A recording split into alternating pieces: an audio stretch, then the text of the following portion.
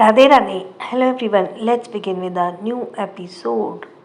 Please channel को subscribe कीजिए, episode like कीजिए, बेल आइकन दबाइए. So let's start. अमायरा को तंश परेशान कर रहा था. अमायरा पहले तो बच्चों के रोने के कारण परेशान थी और दूसरा अभी तक होटल से खाना नहीं आया था.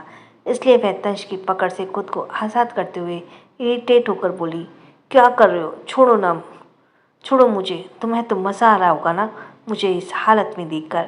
यह सुनकर तंश रुक गया. फिर उसके गालों को छूते हुए धीरे से बोला, मेरी वाइफ भी परेशान है तो मैं कैसे खुश हो सकता हूँ. तंश की बात सुनकर अमायरा अपनी कमर पर हाथ रखकर उसे घूरते बोली, अगर ऐसा नहीं है ना तुम खाना क्यों नहीं बनाते हो? तुम बस इतनी देर से मुझे परेशान कर रहे हो. तंश उसे इतने गुस्से से देखकर थोड़ा सा मुस्कुराने लगा, क्योंकि गुस्से के कारण अमायरा का पूरा चेहरा एकदम से लाल पड़ चुका था. वह और भी ज़्यादा प्यारी लग रही थी. तंश ने अपने हाथ को बढ़ाया, उसके बाल को उसके कान के पीछे किया. फिर उसे गहरी आवाज़ में देखते हुए सख्त आवाज़ में बोला, तुमने भी तो मुझसे हेल्प नहीं मांगी ना वाइफी. अगर तुम मुझसे हेल्प मांगती तो मैं पहले तुम्हारे लिए सब कुछ बना देता. यह सुनकर अमायरा बेवकूफ़ की तरह खड़ी रही.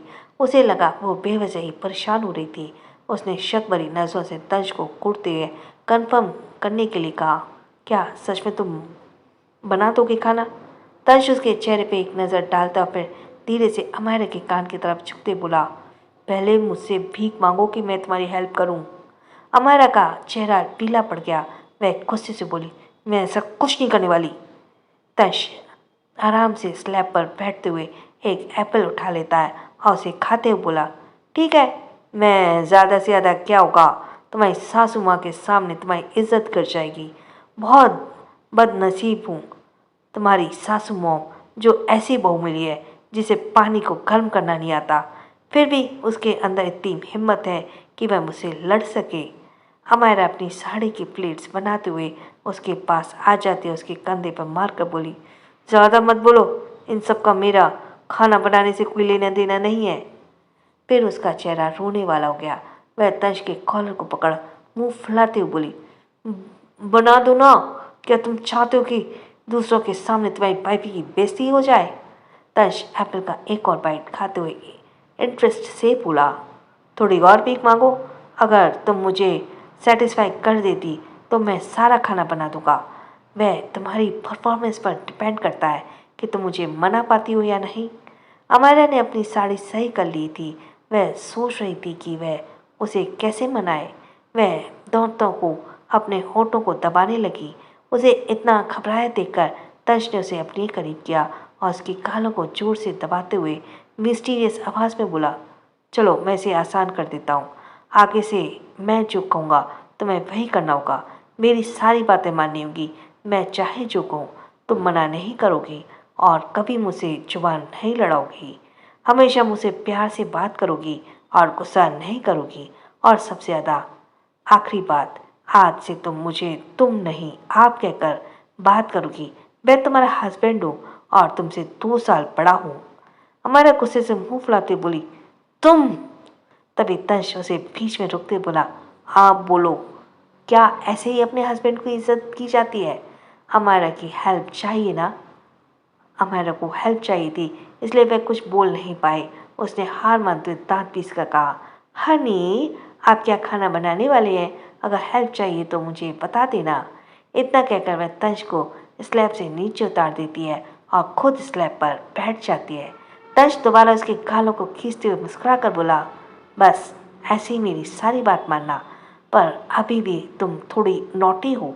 कौन पत्नी अपने पति को इस तरह खींचकर नीचे उतारती है और खाना बनाने के लिए कहती है, रूम में चलकर मेरी अच्छे से सेवा करना.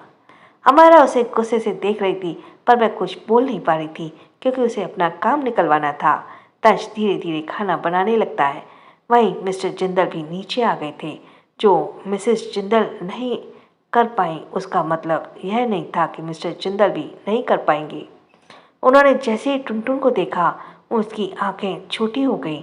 वह साफ महसूस कर पा रहे थे कि यह वह बच्चा नहीं है जिसे हर्ष लेकर आया था. उन्होंने अपनी डरावनी नज़र से जय को देखा तो जय कुछ बोल नहीं रहा था.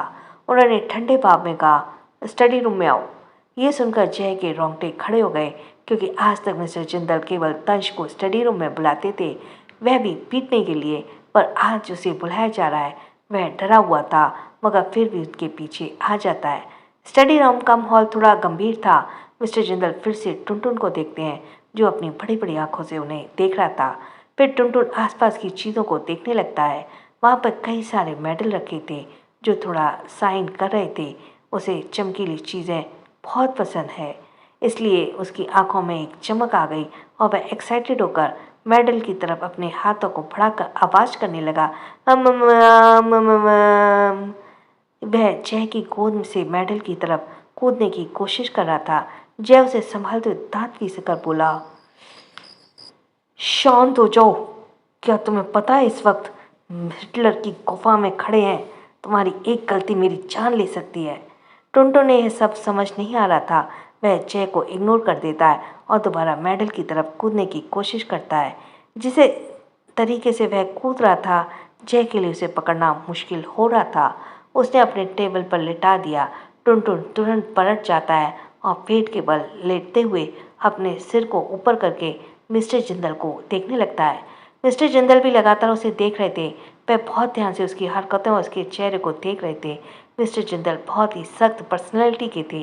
उन्होंने जैसे ही टुनटुन के चेहरे को छुआ, टुनटुन ने तुरंत उनकी उंगली को अपने मुंह में डालकर काटने की कोशिश की। यह देखकर मिस्टर जिंदल अपनी आईब्रो उठा लेते हैं। टुनटुन ने देखा कि सामने वाला इंसान को कोई फर्क नहीं पड़ रहा है, तो वह तुरंत अलर्ट होकर उन्हें देखने लगा। मिस्टर जिंदल उसे घूरते बोले, तुम क्या करने की कोशिश कर रहे हो? क्या तुम मुझे नुकसान पहुंचाना चाहते हो? उनकी आवाज़ भारी, कर्कश और डरावनी थी। बच्चे को छोड़ो, बड़े बड़े इंसान भी डर जाए। पर टुनटुन अपनी बड़ी बड़ी आंखों से उन्हें देख रहा था और फिर भी वह आवाज़ निकालते हुए चिल्ला रहा था, उसकी आवाज़ भी मिस्टर जिंदल की तरह तेज थी। जय ने अपनी आंखें बड़ी कर ली। वहीं मिस्टर जिंदल को ऐसा लगा जैसे टुनटुन उन्हें जवाब दे रहा हो। वह गुस्से से बोले, क्या तुम मुझसे जुबान लड़ाने की कोशिश कर रहे हो? तुम इतने छोटे हो, क्या तुम्हें पता है मैं तुम्हारे साथ क्या कर सकता हूँ? ये सुनकर टुनटुन उनके हाथ को पकड़ उन्हें नोचने लगता है और उन्हें देखकर उनके मुंह पर अपने मुंह को चलाने लगा। माँ। जय ने महसूस किया कि टुनटुन बिल्कुल भी मिस्टर जिंदल से डर नहीं रहा है, बल्कि जितना मिस्टर जिंदल उसे डराने की कोशिश कर रहे हैं, उतना वह भी पूरे एटीट्यूड के साथ उन्हें जवाब देने की कोशिश कर रहा है। बस वह इतना छोटा था कि ठीक से बोल नहीं पा रहा था। मिस्टर जिंदल को यह बिल्कुल पसंद नहीं था और ना ही आया। उन्होंने गुस्से में कहा, यह किसका बच्चा है? कितना इनडिसिप्लिन है इसके अंदर। इसे बड़ों से बात करने की तमीज़ नहीं है। वह इस वक्त टुनटुन को ही देख रहे थे, इसलिए टुनटुन को लगा कि वह उसे फिर से डांट रहे हैं। वह उन्हें गुस्से से देखने लगा। वही पास में उसके पेन रखी थी। वह उसे अपने नन्हे से हाथों से पकड़ लेता है और उसे भी मिस्टर जिंदल को मारने की कोशिश करने लगा। ओह, 1 महीने के बच्चे ने पेन पकड़ लिया। जय घबराते हुए, और वो भी पलटी मार के। जय घबराते हुए बोला, मिस्टर जिंदल, वह छोटा सा बच्चा है, उसे नहीं पता यह क्या कर रहा है। आपको थोड़ी दया दिखानी चाहिए और एक बच्चे से इस तरह नहीं डरना चाहिए। हो सकता है फ्यूचर में आप और वह एक ही छत के नीचे रहें, तो यह सही नहीं है। मिस्टर जिंदल को टुनटुन का व्यवहार बिल्कुल भी पसंद नहीं आया। उन्हें तंश की याद आ गई। वह भी उनके सामने ऐसी एटीट्यूड दिखाता था और उनकी कोई बात नहीं सुनता था। मिस्टर जिंदल तुरंत टुनटुन को गोद में उठा लेते हैं। टुनटुन जय को देखकर अपने हाथ ऊपर कर देता है। यह देखकर मिस्टर जिंदल डेविल स्माइल करते बोले, तुम्हें उसकी गोद में जाना है, पर मैं तुम्हें नहीं जाने दूंगा। यह देखकर टुनटुन रोने जैसा मुंह बना लेता है, तो मिस्टर जिंदल उसे इग्नोर कर जय से बोले, अगर तुम चाहते हो कि मैं इसे छोड़ दूं, तो इसके बाप को लेकर आओ। इतना कहकर वह टुनटुन के चेहरे को देख दबाते हैं। जय डरते बोला, मिस्टर जिंदल, ये जिसका बेटा है वो आपकी तरह शैतान है। अगर उसे पता चला कि मेरे कारण उसका बेटा आपके पास पहुंच गया है, तो मेरे लिए मुश्किलें बढ़ जाएंगी। प्लीज़ ऐसा मत कीजिए। उसे इतना डरते हुए देखकर मिस्टर जिंदल आराम से बोले, तो कौन है इसका बाप, मुझे बताओ, वरना भूल जाओ कि तुम इसे ले जा सकते हो। मुझे ये बात बहुत अच्छे से पता है। और हर्ष का बेटा कहाँ है? जिसे हर्ष लेकर आया था। सबसे बड़ी बात, तुम जिस नौकरानी को लेकर आए थे उसके पास भी एक बेटा है। यह तीनों एक ही एज के कैसे लग सकते हैं। जय पूरी तरह फंस गया था।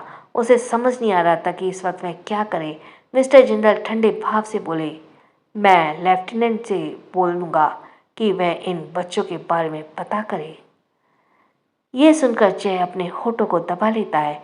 उसने देखा कि मिस्टर जिंदल ने इस तरह गुस्सा करने से टुनटुन तुरंत रोने लगा, पर मिस्टर जिंदल उसे छोड़ नहीं रहे थे। जय ने डरते हुए अपने दिल पर पत्थर रखकर एकदम से कहा, ठीक है, मैं बताता हूँ कि ये बच्चा कौन है, पर वादा कीजिए आप किसी को बताएंगे नहीं। ये सब कुछ मैंने बताया है। मिस्टर जिंदल उसे इग्नोर करते बोले, यह तुम्हारे बातों पर डिपेंड करेगा। जय तुरंत स्टडी रूम का दरवाज़ा बंद कर लेता, घबराते बोला, यह आपके छोटे बेटे का बेटा है। यह सुनते मिस्टर जिंदल के हाथ एकदम से रुक गए और वह टुनटुन को देखने लगी। भले ही टुनटुन रो रहा था, पर वह उन्हें मारने की कोशिश कर रहा था। उन्होंने टुनटुन की आंखों में देखा और उन्हें तंश की याद आ गई। अब वो भी तंश को मारते थे तो उसकी आंखें भी ऐसे ही जानवरों जैसी हो जाती थी और वह ऐसे ही चिड़चिड़ा हो जाता था। यह देखकर मिस्टर जिंदल के होठों पर एक स्माइल आ गई, अजीब सी मुस्कान आ गई। वह टुनटुन के गालों पर फिर से खींचते लगे तो टुनटुन एग्रेसिव होकर उनके हाथों को पकड़कर काटने लगा। फिर मिस्टर जिंदल ठंडे भाव से जैसे घूरते बोले, क्या छुपा रहे हो तुम चारों भाई, मुझे सिर्फ सच जानना है। जय डरते हुए बोला, हम चारों भाई सिर्फ आपको से सबसे छोटे भाई के चारों बेटों को छुपा रहे हैं। आपकी गोद में जो इस वक्त है वह शायद दूसरे नंबर वाला बेटा है। जो नीचे मॉम की गोद में है वह तीसरे नंबर, बाकी दो बच्चे रूम में हैं। यह सुनकर मिस्टर जिंदल ने तेवर बहुत तुरंत बदल गए। ऐसे लग रहा था जैसे किसी ने उन्हें गहरे कुएं में फेंक दिया हो। उनकी पकड़ टुनटुन पर खस गई और उसके आसपास का माहौल और भी डरावना हो गया। जय डरते बोला, प्लीज़ मिस्टर जिंदल, उस राक्षस को मत बताइएगा। यह सब मैंने आपको बताया है। मैं जिस लड़की को लाया था वह अमारा है, वरना आप ही सोचिए वह उसके आगे पीछे क्यों घूम रहा होता। हमारा जिंदा है और सही सलामत मिल चुकी है। मिस्टर जिंदल की नज़रें नीचे थीं। जय को समझ नहीं आ रहा था कि वे क्या सोच रहे हैं, मगर उनका चेहरा गुस्से में था। वह गुस्से से टेबल पर जोर से अपना हाथ मारते हैं। जय बहुत घबरा रहा था, मगर टुनटुन हंसने लगता है। वह मिस्टर जिंदल को देखकर अपनी जीभ बाहर निकाल रहा था, जैसे उन्हें चिढ़ा रहा हो। जय घबराते हुए मन में बोला, अरे बच्चे क्या कर रहे हो, मैं तुम्हारी हिम्मत की दाद देता हूँ जो तुम मिस्टर जिंदल और गुस्सा दिखला रहे हो। मिस्टर जिंदल अभी भी शांत थे। गुस्से से अपनी मुट्ठी बंद करते हुए उन्होंने ठंडे भाव से कहा, डिनर के बाद तुम सारे भाई मुझे स्टडी रूम में मिलो और इसे यहीं छोड़ दो। जय टुनटुन को मिस्टर जिंदल के पास नहीं छोड़ना चाहता था, मगर उसे जाना पड़ा। डिनर का वक्त, सारा खाना लग चुका था, सभी वहाँ पर मौजूद थे। मिस्टर जिंदल हेड चेयर पर बैठे थे।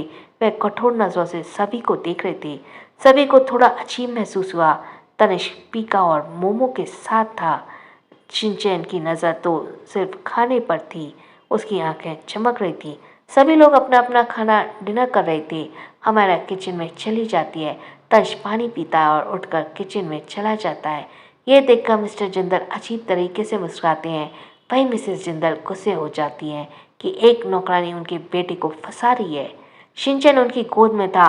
वह एकदम से थाली पर झपटा मारता है और उसके हाथ में केवल रोटी आती है, जिसे मुंह में डालकर वह खाने की कोशिश करता है। मिस्टर जिंदल को लगा कि वो शिनचैन को संभाल नहीं पा रही है। मिनी जल्दी से उसे अपने गोद में ले लेती है। किचन में तंश आता है। उसने प्लेट में खाना निकाला और अमायरा को स्लैब पर बैठाकर धीरे से बोला, इसे खा लो, तुमने सुबह से कुछ नहीं खाया है। अमायरा को भी भूख लगी थी। भले ही वह गुस्से में थी, पर फिर भी वह खा लेती है। तंश देखता है कि वह थकी हुई लग रही थी। उसने उसका सिर अपने सीने से रख लिया और धीरे धीरे सहलाने लगा। फिर उसके माथे पर चूम लिया। इस प्यार भरे स्पर्श से अमायरा अपने ख्यालों को उसके सीने पर छुपा लेती है, अपने गालों को। तंश उसे बाहों में भर लेता है, मगर उसने अभी तक कुछ नहीं खाया था। डिनर के बाद सभी लड़के स्टडी रूम में पहुंच गए। वहां पर एक आर्मी ऑफिसर पहले से मौजूद था। जो टुनटुन का ध्यान रख रहा था। ये देखकर तंज की आंखें गहरी हो गई। मिस्टर जिंदल चाबुक लेकर खड़े थे। तनिष, तंज, जय और बिना भाव के खड़े थे। ठीक 1 घंटे बाद तंज रूम से वापस आता है। जय को तनिष सहारा देता है, रूम से लेकर आता है। मिनी शिनचैन को संभाल लेती है। तभी जय लड़खड़ाते हुए आया और अपनी शर्ट उतारकर खुद को मिरर के देखा। उसके शरीर पर मरने के निशान थे। वह हंसते हुए दर्द से बोला, कितना दर्द हो रहा है। पता नहीं ये लिटिल ब्रदर बचपन से कैसे मार को झेलता था। वही मिनी उसके शरीर पर निशान देखकर घबरा जाती है। ये देखकर जय के होठों पर डेविल स्माइल आती है और जोर से चिल्लाते हुए बोला, मुझे कितना दर्द हो रहा है। मिनी घबराते हुए बोली, सर आपको क्या हो गया? आपके शरीर पर ऐसे निशान क्यों? जय अपना पूरा भार उसके शरीर पर ढालते हुए कमजोर आवाज में बोला, मिस्टर जिंदल ने मारा है, तुम्हारे पति को बहुत दर्द हो रहा है, चलो दवा लगा दो। इतना कहते हुए बेड पर लेट जाता है। मिनी जल्दी से शिनचैन को बेड पर लेटा देती है और दवा लगाकर निशानों पर लगाने लगती है। उसकी आंखों में आंसू आ जाते हैं वह निशान देखकर। वही जय सब एक्सप्रेशनलेस भाव से उसे देख रहा था। अब उसे देखकर बिल्कुल नहीं लग रहा था कि उसे दर्द हो रहा है। वही तनिष वॉशरूम में था। वह अपनी शर्ट उतारकर खुद से देख रहा था, क्योंकि उसके शरीर पर भी चाबुक के निशान थे जो काफ़ी गहरे और लाल थे, लेकिन धीरे धीरे नीले पड़ गए थे। उसके चेहरे के कोई भाव नहीं था। वह चुपचाप खड़ा था। उसी वक्त शुगर किसी काम से वॉशरूम पे अंदर आई। वह जैसे ही निशानों को देखती है अपनी जगह पर रुक जाती है। उसका दिल जोर से धड़कने लगता है, मगर डर से वह इस बात को खुद रोक नहीं पाई और वह जल्दी से आई और तनिष के बाजू को पकड़कर घबराते हुए बोली, ये निशान। मगर तनिष उसके हाथ को एकदम से पकड़ लेता है और उसे ठंडे भाव से देखता है, जैसे दूर रहने के लिए कह रहा हो। वही सभी बच्चों को अमायरा के पास पहुंचा दिया गया था। तंज ने रूम की लाइट बंद कर दी और अपनी शर्ट उतारकर ऐसे बिस्तर पर पेट के बल लेट गया। वह नहीं चाहता था कि अमायरा उसके चोट के निशान देखे, इसलिए वह उसे दूर रहा। जय और तनिष से ज़्यादा तंज के शरीर पर निशान थे। कहीं कहीं से तो खून भी निकल रहा था, मगर उसे कोई फर्क नहीं पड़ रहा था। पूरे रूम में अंधेरा था। वह पीठ के बल लेटकर छत को घूरने लगा। सफ़ेद चादर पर थोड़े लाल निशान पड़ चुके थे। वही अमायरा चारों बच्चों को फीड कराने के बाद उन्हें सुला देती है। उसने घड़ी का मैं समय देखा, फिर खुद ही बड़बड़ाई, इतना समय हो गया, क्या वे मेरे पास नहीं आएंगे? उनकी पर्सनैलिटी के हिसाब से तो उसे अब तक मेरे पास आ जाना चाहिए था और ज़बरदस्ती मेरे साथ सोना चाहिए था। क्या मुझे एक बार जाकर देखना चाहिए? यह कहते हुए चारों बच्चों को देख दिया और वह उन्हें अकेला नहीं छोड़ सकती थी। वह रूम में इधर उधर चक्कर लगाने लगी। So thanks for listening. छोटों को प्यार, बड़ों को सम्मान, राधे राधे।